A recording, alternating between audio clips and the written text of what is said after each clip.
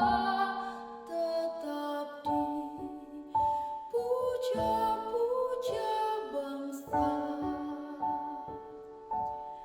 Di sana tempat lahir beta, dibuai dibesarkan bunda.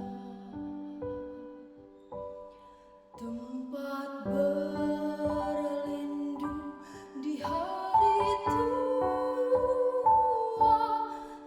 sampai akhir menutup mata.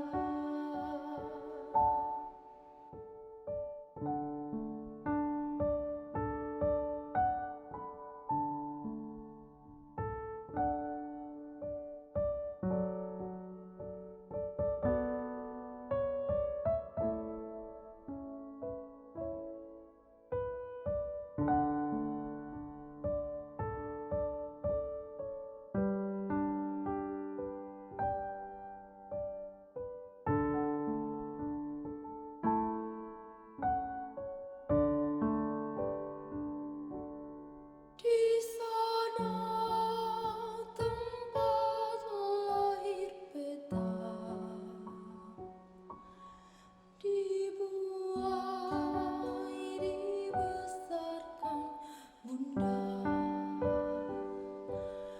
Tempat berlindung di hari tua sampai akhir menutup mata. Tempat berlindung di hari tua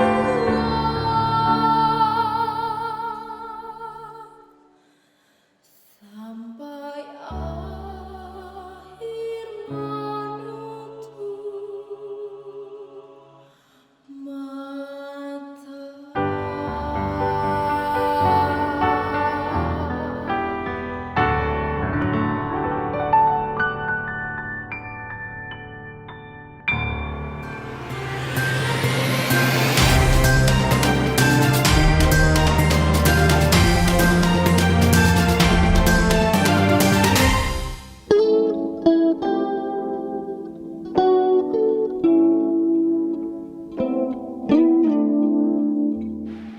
Bertemu lagi dalam Tajukso episode ini. Saat ini sudah hadir bersama-sama dengan kita Bapak Amam Soleh. Beliau adalah alumni STPDN yang juga saat ini dipercayakan sebagai Kepala Badan Perencanaan Pembangunan Daerah Kota Pematang Siantar. Kemudian tak asing lagi bagi kita Bapak Dr. Jonas yang juga nanti akan memberikan pendapat-pendapatnya dalam episode Tajukso kali ini. Ya, langsung aja kita pada Bapak Soleh. Apa kabar Pak? Baik, alhamdulillah baik. Ya, kemarin kita dengar ceritanya bahwa Bapak adalah salah satu alumnus STPDN. Kira-kira dari pengalaman selama menimba ilmu di sekolah tinggi, bisa nggak sedikit ceritakan apa sih perbedaan antara sekolah studi pemerintahan dengan ilmu pemerintahan gitu? Baik, terima kasih untuk kesempatan diberikan kepada kami diundang di Tajukso. Agak sedikit nervous mungkin tapi mungkin karena tadi saya juga yakin bahwa niatan kita baik, saya akan coba sampaikan apa yang menjadi sebuah jawaban dari setiap pertanyaan tadi. Terus terang, kalau saya bisa menjawab tuntas pertanyaan ini, mungkin saya bukan jadi praktisi pemerintahan, tidak jadi pengamat pemerintahan. Nah, kalau beda antara ilmu dengan studi gitu ya, sebenarnya dari apa yang saya pelajari, bahkan di luar negeri sendiri pun tidak dikenal ilmu pemerintahan.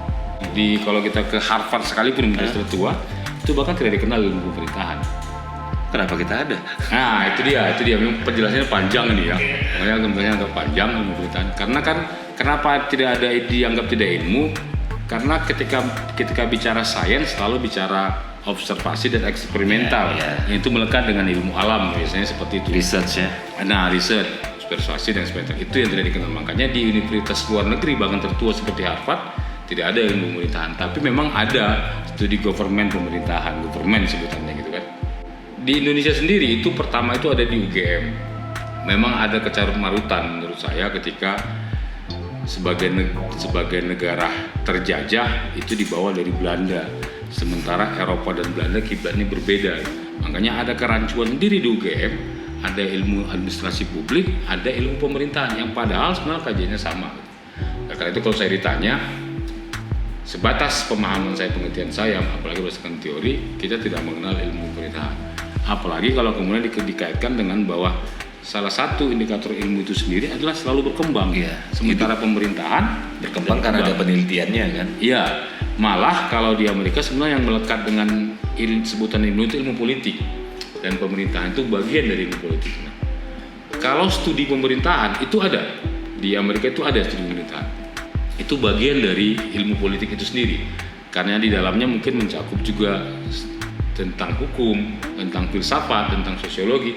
Itu mungkin yang bisa secara luas, secara singkat saya gambarkan. Padahal kalau mau digambarkan lagi akan sangat panjang karena kita harus mengacu ke zaman era behavioral Pak ya. Baik, terima kasih. Jadi dari sisi ilmu dan studinya berarti ada perbedaan penerapan ya? Iya. Ada perbedaan. Kemudian begini, sekarang kan kita masih diperhadapkan dengan situasi pandemi COVID.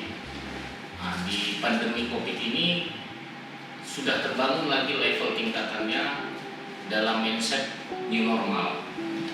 Kira-kira menurut Pak Soleh, di new normal ini apakah perlu dari sisi pemerintahannya ada transformasi pemerintahan dalam new normal? Kalau kami dari itu bedanya government sama governance, Pak Dokter. Oke. Kalau government kita selalu bicara taat aturan, taat azas, regulasi, malah menyampingkan tujuan-tujuan ya. Sementara kita sekarang ini lebih mengarah ke good governance gitu ya. Terkait dengan corona ini makanya saya agak sulit menjawabnya ini karena agak berbeda pendapat pribadi saya dengan aturan yang mungkin akan diterbitkan. Hari ini Presiden mengumumkan ada 102 kabupaten kota yang silakan untuk menerapkan new normal. Di Sumatera Utara itu ada 15 daerah, Siantar tidak termasuk. Ada 102 kabupaten kota daerah yang silakan untuk melonggarkan penerapan himbauan untuk katakan penanganan COVID-nya. Tapi di Sumatera Utara itu ada 15 dan umumnya ada di Sumatera bagian Sumatera bagian timur yang membahas Tapanuli, Samosir, Nias itu ya. Nah, saya setuju sebenarnya ketika bicara new normal itu kita harus melihat dulu old normalnya seperti apa gitu. Secara kajian. Tapi itu secara pribadi, tapi secara pemerintahan kami masih menunggu apa instruksi selanjutnya karena biasanya selalu ada petunjuk pelaksanaan untuk melaksanakan ini. Tapi yang pasti untuk Siantar itu belum bisa diberlakukan new normal itu. Nah, ini sekarang udah pemerintah ini. Kita new normal. Terus guideline-nya udah ada belum itu? Sebetulnya kemarin juga udah ada, Dokter. Mungkin kayak misalnya kalau kita bicara protokol di dunia pendidikan, misalnya di ruang kelas seperti apa pembelajarannya, bahkan di kantin seperti apa ketika masuk itu ada protokol yang diterbitkan dari Kementerian Kesehatan. Itu yang menjadi acuan. Kemudian sudah ada juga. Jadi kalau misalnya kita anggap new normal itu menjadi protokol seperti itu, saya terus terang saya agak ribet jawabnya karena saya sendiri mengatakan bahwa kita belum sampai ke tahapan new normal gitu. Karena saya mengacu kepada teori Kenzi gitu, teori ada sebutannya dia unforming, forming dan terakhir reforming gitu ya. Nah, ketika itulah yang new normal. Artinya kita baru tahapan bahwa new normal ini kan baik karena kesadaran diri atau karena keterpaksaan kita merubah sesuatu yang menjadi kebiasaan kita menjadi sebuah kebiasaan baru yang lebih baik gitu ya. Apa dimungkinkan ada transformasi pemerintahannya untuk penyesuaian terhadap new normal ini? Banyak manfaat yang sudah sebenarnya kalau bisa dilakukan dan itu bagian dari penghematan. Contoh misalnya kepala dinas atau beberapa OBD itu identik dengan perjalanan dinas ke luar daerah gitu ya. Mengadakan rapat-rapat, konsultasi. Sebenarnya dengan kondisi pembelajaran yang sangat bagus dengan aplikasi Zoom, dengan rapat yang virtual, itu bagian dari mungkin transformasi kan untuk yang bisa bagusnya. Dampak positifnya sebenarnya itu Dapat ya. maksudnya kalau kemudian Ini terakhir kemauan. dari sesi Pak Soleh. Di pemerintahan kita mengenal adanya partisipasi masyarakat. Kira-kira mau tak mau artinya meskipun misalnya transformasi itu bahkan di normal sendiri pun masih abstrak bagi kita, perlu nggak kira-kira partisipasinya masyarakat itu di levelnya pandemi COVID ini dengan istilah new normal? Coba kita kasih motivasinya atau apa gimana? Saya malah merasa bukan pertanyaannya bukan perlu atau tidak perlu, malah harus wajib, Harus ya. harus wajib. Tadi saya singgung di awal terkait perbedaan istilah antara government dengan governance. Salah satu perbedaan yang mencolok adalah keterlibatan masyarakat untuk itu. Ada banyak teori yang dimunculkan, mungkin salah satunya teori rewarding government gitu, ketika mewirausahakan birokrasi, melibatkan segenap komponen terutama dalam hal swasta untuk ikut terlibat bersama-sama mengurusi pemerintahan ini. Jadi bukan perlu atau tidak perlu, saya pikir malah harus wajib itu. Kira-kira bentuknya seperti apa gitu motivasinya untuk masyarakat? Masyarakat bisa buat apa ini gitu? Setiap orang tentu punya peran dan fungsi masing-masing. Yang terbaik dilakukan di posisinya, di provisinya, mungkin itu jawaban simpelnya gitu ya. Secara konkret apa yang menjadi program pemerintah juga harapannya bisa didukung. Secara begitu saya bilang secara garis besarnya saya harap bahwa setiap masyarakat, atau contoh nyata Pak Dokter misalnya, yang selain medisnya juga bisa mengambil peranan yang justru mungkin malah passionnya di situ ya Pak Dokter. Ada ketertarikan seperti itu terlibatnya dan kita membuka pintu seluas-luasnya untuk itu. Ya, terima kasih. Silakan dulu diminum. Yes, Silakan makasih. diminum. Ya. Ini pertama ini jadi agak nepos minumnya. Ini sponsor juga Ini ini. sponsor dari Kapi Shopping. Sponsor dari Kapi Shopping. Oh, berarti dari sini saya udah bisa jadi influencer lah ya. Udah bisa di endorse ya. Oke, kita beralih ke Pak Dr. Jonas. Karena memang beliau adalah memang di praktisi kesehatan, kita mau tanya nih Pak Dokter. Kemenkes bilang bahwa latar belakang terwujudnya puskesmas itu adalah sebagai jenjang pertama untuk lingkup kesehatan yang bersinggungan langsung dengan masyarakat. Terus kira-kira menurut Pak Dokter ini, dengan istilah yang kita bahas tadi, mau tidak mau new normal yang akan kita hadapi meski tetap dalam gambaran abstrak, kira-kira apa saran Pak Dokter untuk inilah praktisi-praktisi kesehatan atau elemen-elemen komponen kesehatan untuk new normal ini? Sebenarnya puskesmas itu harus kembali ke fungsinya lagi karena perbedaan antara rumah sakit dengan puskesmas itu jauh. Puskesmas itu nomor satunya adalah promotif, mempromosikan pola hidup sehat. Rumah sakit nomor satunya adalah penyembuhan, pengobatan, ya kan? Tapi masyarakat sekarang kan masih menganggap puskesmas itu adalah tempat pertama untuk berobat. Iya. Bukan. Tapi karena masyarakat sudah jadi budaya, puskesmas itu adalah tempat berobat. Jadi puskesmas mulai meninggalkan fungsi promotifnya. Padahal makanya disebut pusat kesehatan. Jadi puskesmas itu memang ya ujung tombak untuk mensosialisasikan apa new normal ini sebenarnya gitu. Terus kenapa sekarang terjadi pergeseran makna seperti yang Ya terjadi karena sekarang? itu tadi. Kenapa? Jadi kan sebenarnya begini. Dulu kan sempat mau diupayakan sama pemerintah bahwasanya yang memimpin puskesmas itu adalah sarjana kesehatan masyarakat. Kenapa? Karena fungsi promotifnya sudah ditinggalkan sama sekali oleh puskesmas. Jadi memang tepat itu kalau dari Menkes, ya ujung tombak kita sekarang ini di new normal ya puskesmas. Karena dari awal ide menciptakan puskesmas itu ya untuk promotif, bukan untuk kuratif istilahnya, pengobatan. Jadi kira-kira bentuk promotifnya puskesmas di normal pandemi COVID ini kira-kira menurut dokter apa misalnya ide-ide yang harus Ya digali?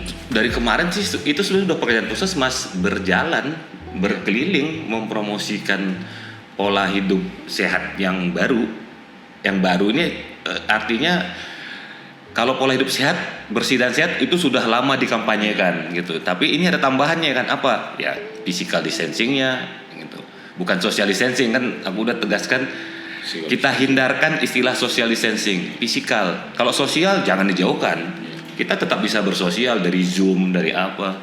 Tapi fisikal, nah itu tambahan baru itu buat orang-orang yang ada di puskesmas. Permasalahannya itu tadi, kadang-kadang orang yang bertugas melakukan promotif nggak ngerti juga apa yang mau dipromosikan. Gitu. Itu ya ke SDM-nya berarti. SDM-nya lagi, balik lagi kan ke pemerintahannya ini, gimana memberdayakan itu semua. Jadi perlulah tes program untuk promotifnya puskesmas di normal ini. Iya, kayaknya itu karena kita punya pemahaman masing-masing juga sekarang ini. Tergantung aku baca yang dapat apa aku di sosial media. Iya. Kalau aku dapatnya yang 44 itu poin dari Badan POM ya. Nah, Badan POM mengeluarkan new normal juga. Iya. Ada lagi pemerintah semua mengeluarkan new normal, terus aku yang mau ikut yang mana ini? Itu sering kekacauannya kita. Kembali ke Pak Soleh, selama mengecap di sekolah tinggi pemerintahan dalam negeri, apa kira-kira yang paling berkesan ilmu yang didapat untuk menjadi penyampaian motivasi ke masyarakat? Kalau di saya mungkin gini ya, kalau kami kan dididik sebagai pamong. Pamong itu melayani, bukan sebagai panggrah. Ya. Mungkin istilahnya mungkin sebagai pamong untuk melayani. Yang dilayani dan melayani akan lebih baik, akan mendapatkan hasil yang baik ketika itu TGNI terjadi. Oleh karena itu, harapan kami sih sebenarnya ketika kita bisa saling berjalan bersisian, itu saling melengkapi. Dan kepada masyarakat bahwa perjuangan hidup ini kan setiap orang punya kadar dan kultur yang berbeda-beda. Tapi kalau kita yakin bahwa punya niatan dan tulus yang baik, semua akan terlalui dengan baik juga. Terima kasih. Pak Dokter, kira-kira hal-hal yang terakhir di level new normal pandemi COVID ini kira-kira apa yang? Ya, tadi sempat berbincang kan dari kita tentang masalah new normal itu, yang mana yang baru sebenarnya kita sekarang ini gitu. Apakah yang tadi tidak sekolah dari rumah, kerja dari rumah, new normal berarti kita besok kerja dari rumah juga tetap kan gitu kan? Itu memang Pertanyaannya, sementara kita sebut new normal, kita udah mulai aktivitas mulai jalan lagi kan? Nah, berarti kan bukan new normal ini, balik ke yang awal gitu. Jadi kalau dari aku selalu mau tekankan apa yang kemarin sudah kita kerjakan karena ketakutan itu. Karena kita cuci tangan karena takut, kita pakai masker karena takut, kita nggak keluar rumah karena takut, ya itu sekarang kerjakanlah tanpa ketakutan, tapi memang karena kesadaran gitu aja. ini agak menarik sebenarnya Pak Dokter ya, ketika memang istilah new normal itu sudah familiar di mata masyarakat, dan setiap orang punya opini dan interpretasi masing-masing.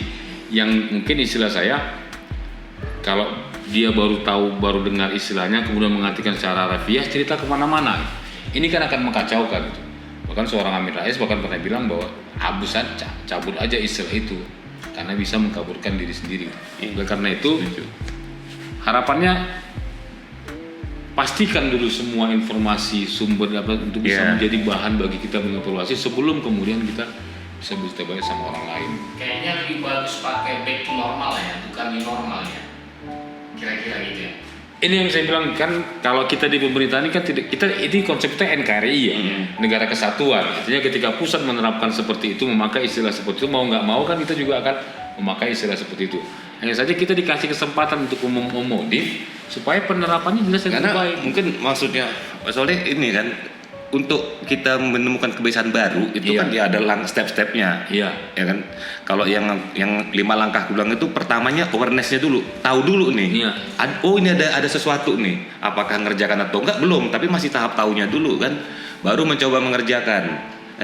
Jadi sampai 5 langkah lah baru itu menjadi kebiasaan baru. Tiba-tiba kita disuruh kerjakan ini yang baru. Awareness-nya aja kita belum ada ini, belum ngerti yang tadi. Semua orang punya pandangan tentang new normal, tapi yang mana? Iya. Gitu. Jadi perlu pointer-pointer untuk new normal itu ya. Ya, dan sampai sekarang saya sendiri di pemerintahan, mungkin di Badan Perencanaan kita juga kemarin ada video conference untuk di ASN dulu diterapkan new normal seperti itu. Kita masih malah dari Kemendagri itu melombakan, menyembarakan untuk bagaimana ASN di daerah itu melakukan sesuatu yang menjadi yang bagian dari new normal itu dilombakan bahkan ide-ide inovatif gitu ya supaya agak inovatif gitu. Bagus juga. Cukup dulu pembahasan kita sampai di sini. Mantap, Tajuk Show. Tajuk so mantap.